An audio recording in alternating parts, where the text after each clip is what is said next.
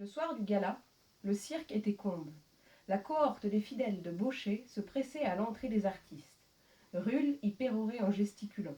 Le baron de Curnieu lançait des boutades et l'encombrait des sentences. On se montrait au premier plan le général Oudinot, qui paraissait soucieux, Got, l'acteur de la Comédie Française, Eugène Sue Delacroix et Théophile Gautier, à qui sa corpulence interdisait cependant le cheval. Mais il avait revêtu pour la circonstance le célèbre gilet écarlate qu'il avait porté 12 ans auparavant pour la bataille d'Hernani. En face d'eux, à l'entrée du public, étaient groupées les perruques. Jardin, Coupé, Lançon, Bélanger, tous les anciens de Versailles et du manège royal de Paris étaient rangés derrière le vicomte d'Or, qui puisait peut-être un peu plus fréquemment que de coutume dans sa tabatière. De sa claire voix d'outre-Garonne, il conversait avec Aubert, qui l'écoutait dévotieusement.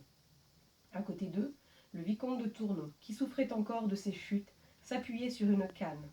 Dans la loge d'Orléans, la duchesse était installée avec ses deux fils, mais le duc était absent. Le public applaudissait distraitement les numéros écourtés par les artistes.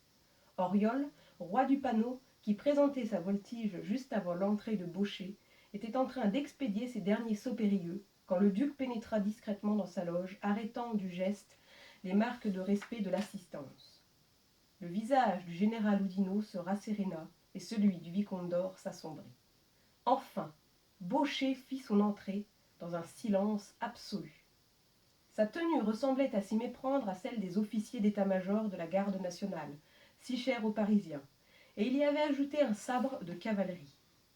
Géricault s'avança d'un pas un peu précipité, mais droit et ferme, jusqu'au milieu de la piste, où Baucher le maintint immobile pendant que, de son bicorne à plumes de coq, il saluait l'assistance d'un geste circulaire, longuement arrêté devant la loge d'Orléans. Alors éclata une tempête d'applaudissements, tandis que l'orchestre entamait une marche guerrière.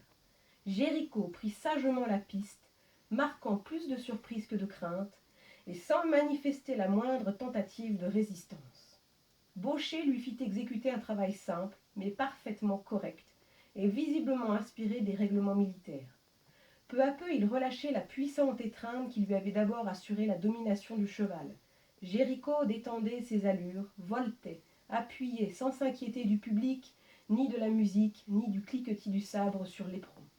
Arrêt court et départ instantané rompaient et rétablissaient tour à tour la reprise d'un galop, d'abord coulant, puis peu à peu cadencé pour l'exécution des pirouettes, et finalement aussi allongé que le permettaient les dimensions de la piste. Deux changements de main, avec changement de pied, exécutés à toute allure, terminèrent le travail. Sur un dernier doublé pris à l'entrée des artistes, Géricault s'arrêta en parade éclair au centre de la piste, et cette fois Baucher salua avec toute l'assurance qui lui manquait si souvent. Une ovation délirante accompagna sa sortie, exécutée dans un reculé, à pas compter, d'une majestueuse ampleur.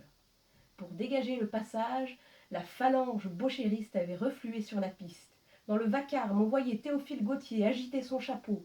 Rulle s'empressait auprès du maître et tous les fidèles paraissaient frappés de frénésie. En face d'eux, dans les rangs subitement éclaircis des doristes, le vicomte de Tournon, la canne sous le bras, applaudissait à tout rompre, tandis que le vicomte d'Or mettait moins d'emportement à l'imiter. Après un rappel, où Baucher parut à pied, assez empêtré dans son sabre, l'orchestre attaqua la Parisienne, un peu oubliée depuis 1830, mais qui marquait bien le sens donné par le public au succès de la nouvelle école. Avec elle, triomphaient libéraux et romantiques. La défaite des perruques était consommée par cette victoire définitive dans l'épreuve que l'emphase de Rulle avait déjà baptisée la seconde bataille d'Hernani.